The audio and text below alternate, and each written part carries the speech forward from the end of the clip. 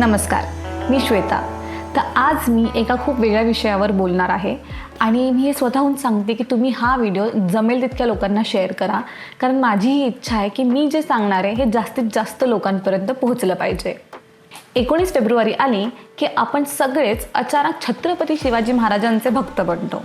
मग आपण भगवे झेंडे फडकवतो, नऊवारी नेसतो, रील, स्टेटस, व्हिडिओ बनवतो, गाडीवरती आपण छत्रपतींचा फोटो लावतो आणि आपण छाती ठोकपणे म्हणून सांगतो की हो, आम्ही क्षत्रिय आहोत, मराठा आहोत आणि आम्ही महाराजांच्या राज्यात राहतो. पण माझा एक प्रश्न आहे की हा सगळा उत्साह फक्त एकाच दिवसापुरती का? जसा दिवस संपतो तसंच आपण शिवरायांनाही विसरून जातो का? आजच्या महाराष्ट्राला आपण शिवरायांचे राज्य म्हणतो, त्यांच्या राज्यात काय घडतंय? लोक सुरक्षित आहेत का? मुली बायका सुरक्षित आहेत का? दिवसाढोळे कोयते निघत आहेत, मारामाऱ्या होत आहेत, लोक एकमेकांचा जीव घेत आहेत आणि आपण काय करतोय? आपण गप्प बसतोय. मग कसला गर्व बाळगतो आपण की आपण शिवरायांचे मावळे आहोत? फक्त गाडीवर फोटो लावून, भगवे झेंडे फडकवून आणि घोषणा देऊन मावळेपणा येत नाही. जर दोन लोक भांडत असतील तर आपण ते भांडण सोडवण्यासाठी पुढे जातो का? की आपल्याला काय करायचं असं म्हणून आपण पुढे निघून जातो?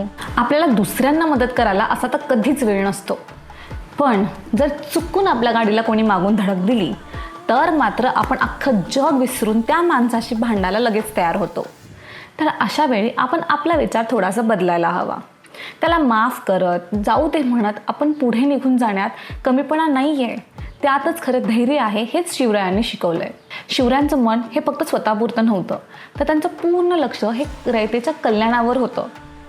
जर त्यांनी स्वतःचाच विचार केला असता आणि मी कशाला दुसऱ्यांसाठी काही करू असा जर त्यांनी विचार ठेवला असता तर आज स्वराज्य घडलंच नसतं. आता माझं म्हणणं असं नाही आहे की दुसऱ्यांची भांडणं सोडवण्यासाठी तुम्हीही तलवार उचला, तुम्हीही मारामाऱ्या करा. नाही, माझं असं म्हणणं मुळीच नाही आहे. पण माझं इतकंच म्हणणं आहे की जर तुमच्या डोळ्यापुढे काही चुकीची गोष्ट घडत असेल तर ते फक्त बघत उभं राहू नका.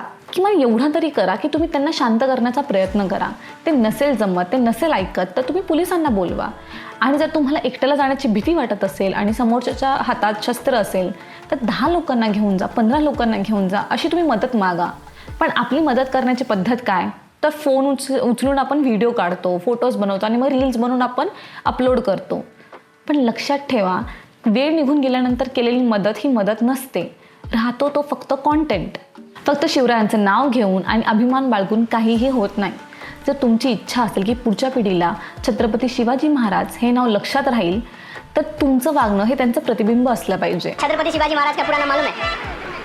छत्रपति शिवाजी महाराज का पूरा नाम आपको मालूम है? छत्रपति शिवाजी का पूरा नाम? छत्रपति शिवाजी महाराज मालूम नहीं आपको? महाराज जी का पूरा नाम क्या है? आज जसं इतिहासाच्या पुस्तकातून त्यांचं नाव हळूहळू कमी केलं जात आहे, तसंच आपल्या आयुष्यातून त्यांचं नाव नाहीसं होऊ देऊ नका. आपला इतिहास जपा. आपल्या मुलांना शिवरायांची शिकवण द्या, त्यांची पुस्तके आणून द्या. तुम्ही त्यांना इंग्लिश शिकवताय, तुम्ही त्यांचा भविष्याचा विचार करताय, हेही गरजेचं आहे, ह्यात काहीच चुकीचं नाही आहे. पण आपला मूळ विसरू देऊ नका. छत्रपती शिवाजी महाराजांना विसरू देऊ नका. छत्रपती शिवाजी महाराजांचं नाव फक्त पोस्टरमध्येच आणि घोषणेमध्ये नाही तर आपल्या वागण्यात जिवंत ठेवा, इतकंच माझं म्हणणं आहे. हा व्हिडिओ शेवटपर्यंत बघण्याबद्दल धन्यवाद. जर तुम्हाला माझं म्हणणं पटलं असेल तर यावर नक्की विचार करा आणि स्वतःच्या वागण्यामध्ये बदल घडवण्याचा नक्की प्रयत्न करा. जय भवानी, जय शिवाजी. धन्यवाद.